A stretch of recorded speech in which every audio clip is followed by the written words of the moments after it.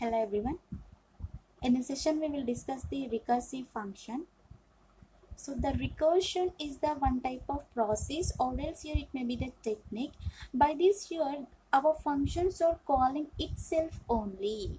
Whatever you have the functions, those functions will be calling like itself. Normally if you are writing the programmatic, you are generating our main function.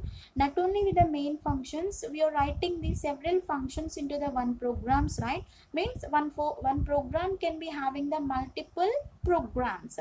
In that time here we can work our recursion process. So here our function can be calls itself only. It is not depending on any other function. Whatever you given the statements, by that here it can be works the our function.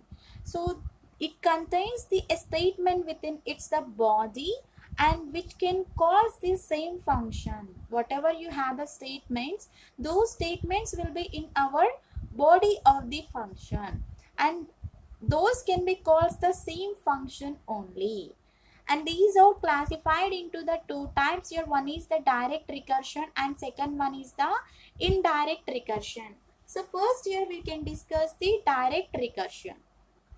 The direct recursion can be performing the function call itself only. If you are working with the direct recursion, it can be performs like your itself.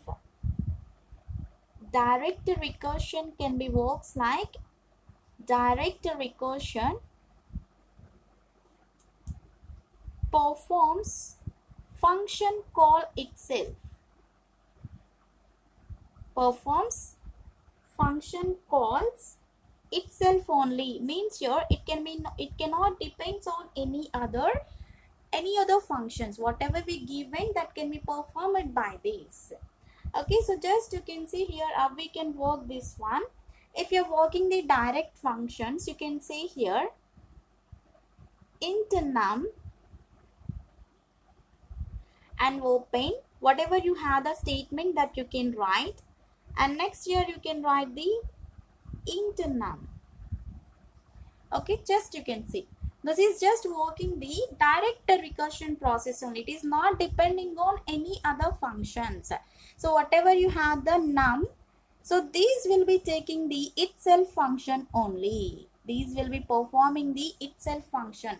In the num only it is working the num values. It is not taking the any other references. It can be works the direct recursion process.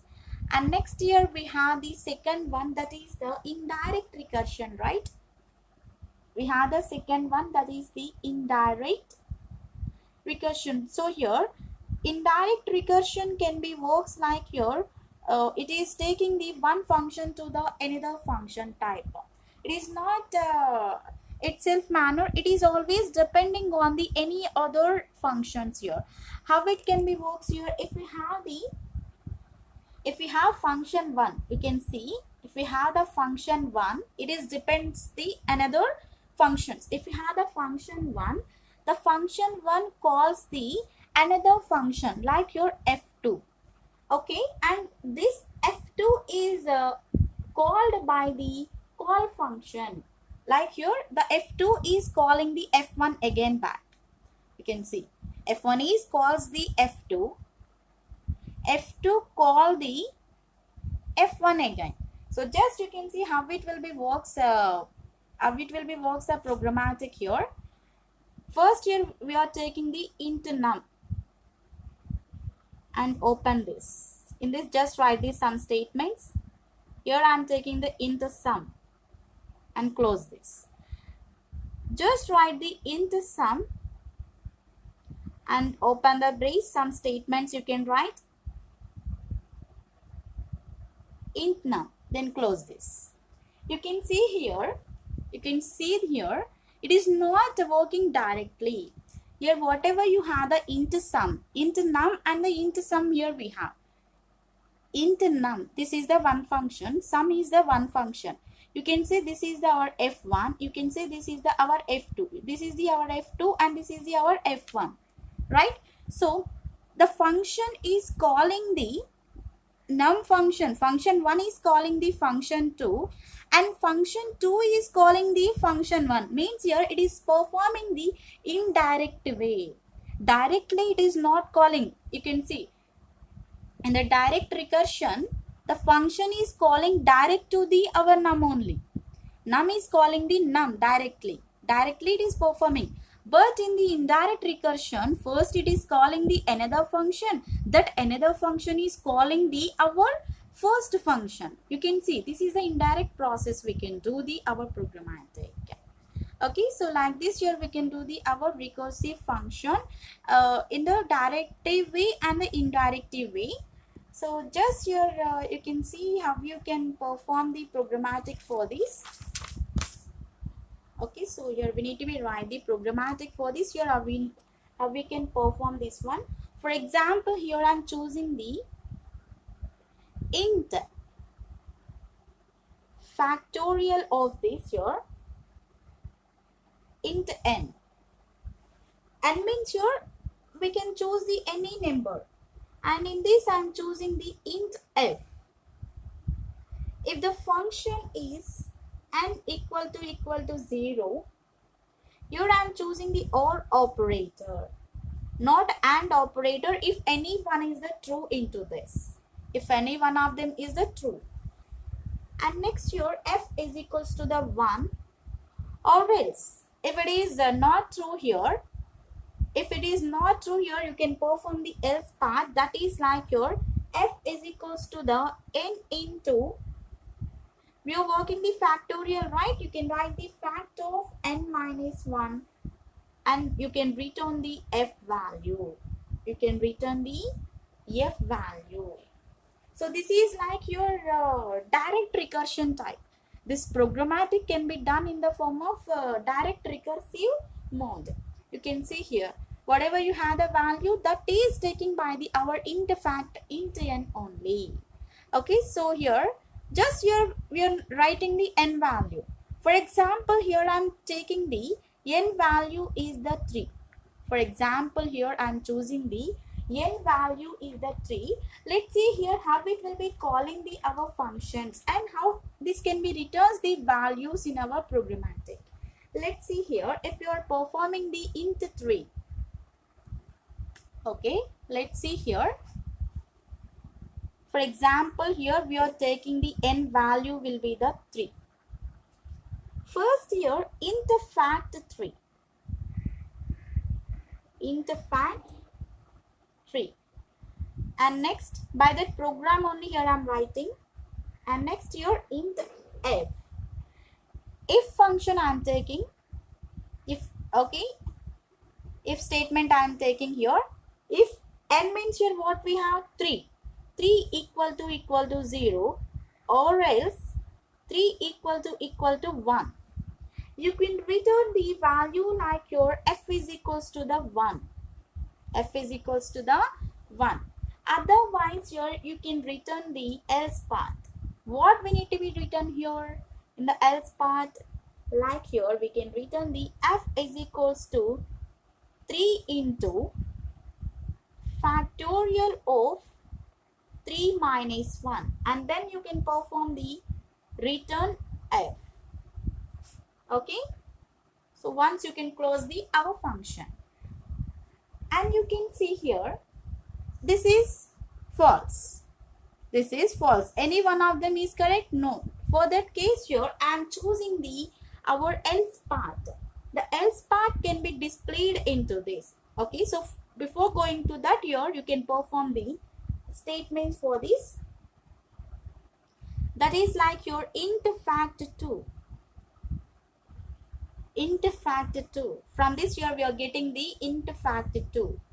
We need to check here if it is true or not. Int fact 2 is also having the same programmatic. Just here you can change the instead of 3 here 2 only. 2 equal to 1. And next here you also check the f is equals to 1 or not. And next here we have the else part. F is equals to the 2 into fact and 2 minus 1. After that here you can return the our f. then close the our programmatic. If it is S here, you can return the value. If it is not S, again you can perform the our programmatic. So now here you need to be right here only, but here we don't have any space. We will try for this. Okay. So just it will be having the int fact 1. It will be having the int fact 1. In this again here you can start the int f. If this is true, if 1 equal to 0, 1 equal to